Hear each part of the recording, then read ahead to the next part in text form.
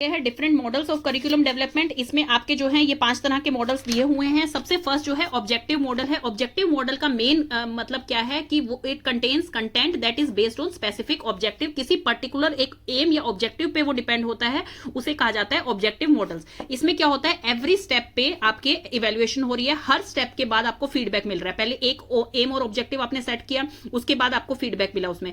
फिर construction of curriculum, construction of curriculum में क्या आएगा, आपका कंटेंट आ जाएगा, आपका मटेरियल आ जाएगा, आपका मेथड आ जाएगा कि किस टाइप का आप कंटेंट जो है चूज कर रहे हैं, उसके कितने आपके कितने स्किल्स डेवलप होंगे, क्या क्या बिहेवियर डेवलप होगा, क्या सीक्वेंस है उसका, वो सब कुछ इसमें आ जाएगा। Then refining of curriculum.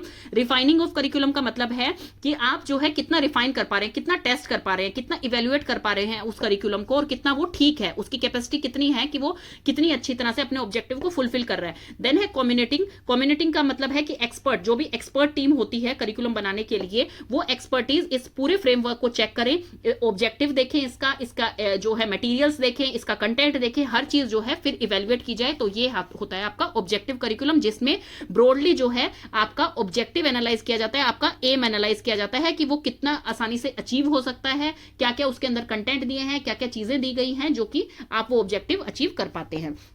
Next आपका आ जाता है प्रोसेस मॉडल। प्रोसेस मॉडल का मतलब है इसमें जो है किस चीज पर, ये ऑब्जेक्टिव मॉडल की तरह बिल्कुल भी नहीं है जिसमें कि ऑब्जेक्टिव इंपॉर्टेंट हो। इसमें क्या चीज इंपॉर्टेंट है, इसमें एक्टिविटीज इंपॉर्टेंट है। प्रोसेस मतलब कि किसी चीज को करके देखना, प्रोसेस मतलब एक्सपीरियंस करके देखना। तो इसमें एक्टिविटीज इंपॉर्टेंट है कि टीचर और स्टूडेंट की कौन कौन सी एक्टिविटीज से वो सीख रहे हैं, टीचर और स्टूडेंट का कितना इंटरेक्शन हो रहा है। तो ये होता है प्रोसेस मॉडल में। मीन्स इसमें कोई जो है एंड पॉइंट नहीं है, कोई इवेल्युएशन नहीं हो रही है कि भाई मींस नोट एंड का मतलब यहां पर है कि जैसे उसमें करिकुलम को इवेल्युएट कर लिया गया, उसके फीडबैक दे दिए गए, फिर उसमें इंप्रूवमेंट हो गई और फिर उसका एंड हो गया एक स्टेप पे आके। ये प्रोसेस है, मतलब एक चलता ही रहता है ये कि बच्चों की इसमें स्किल्स देखी जा रही हैं, बच्चे कौन सी एक्टिविटीज कर रहे हैं, बच्चे किस प्रोसेस से सीख रहे हैं। तो वो सारी चीजें इसमें जो है काम में लाई जाती हैं कि उनकी क्या वैल्यूज हैं, क्या स्टैंडर्ड है, मतलब उसे प्रोसेस मॉडल कहा जाता है। नेक्स्ट आपका आ गया है टाइलर्स मॉडल। टाइलर्स मॉडल जो है वो एक लीनियर मॉडल होता है। टाइलर्स और व्हीलर्स में आपको 4 मार्क्स में जो है डिफरेंस आ सकता है, तो इसे भी जो है इंपॉर्टेंट क्वेश्चन आप मार्क कर सकते हैं। जो टाइलर्स मॉडल होता है वो लीनियर मॉडल होता है, जो व्हीलर्स मॉडल होता है वो एक साइक्लिक मॉडल होता है कि भाई साइकिल के वे में चलता है। टाइलर्स मॉडल में 4 स्टेप होते हैं, ऑब्जेक्टिव है, फिर सिलेक्शन ऑफ लर्निंग एक्सपीरियंस है, फिर ऑर्गेनाइजेशन ऑफ लर्निंग एक्सपीरियंस है और फिर इवेल्युएशन है। इसमें आपके 5 स्टेप होते हैं। सबसे पहले एम एंड ऑब्जेक्टिव है, सिलेक्शन ऑफ लर्निंग एक्सपीरियंस है, देन कंटेंट। जैसे कि इसमें लिखा हुआ है कि कंटेंट को इन्होंने जो है एक अलग जो है वो दे दिया है, स्टेप दे दिया है। कंटेंट जो है सिलेक्शन ऑफ लर्निंग एक्सपीरियंस में इंक्लूड नहीं है। जैसे इसमें लिखा है content is distinguished from the learning experience which determine that content, तो इसमें ये इससे डिफरेंट है। देन है ऑर्गेनाइजेशन ऑफ लर्निंग, फिर इवेल्युएशन, मतलब ये साइक्लिक वे में चलता है और इसमें 5 स्टेप होते हैं। इस मॉडल में इवेल्युएशन पे आकर ये चीज खत्म हो जाती है, लेकिन व्हीलर्स मॉडल में क्या है, व्हीलर्स मॉडल में इज नॉट टर्मिनल, कोई टर्मिनल नहीं है, साइक्लिक वे में है। आपका एम एंड ऑब्जेक्टिव है, उसके बाद ये चलता रहेगा, इवेल्युएट होएगा, फिर दोबारा से ऑब्जेक्टिव पे आ जाएगा, तो इस तरह से ये चीज चलती रहेगी।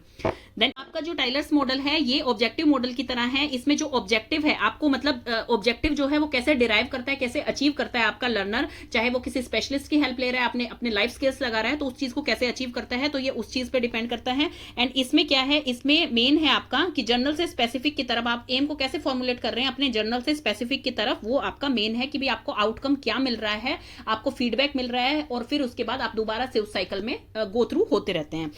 नेक्स्ट है आपका केहर्स मॉडल। केहर्स मॉडल जो है वो काफी हद तक जो है रिजेंबल करता है व्हीलर से एंड टेलर से, बट इसमें जो है थोड़ा सा डिफरेंस है।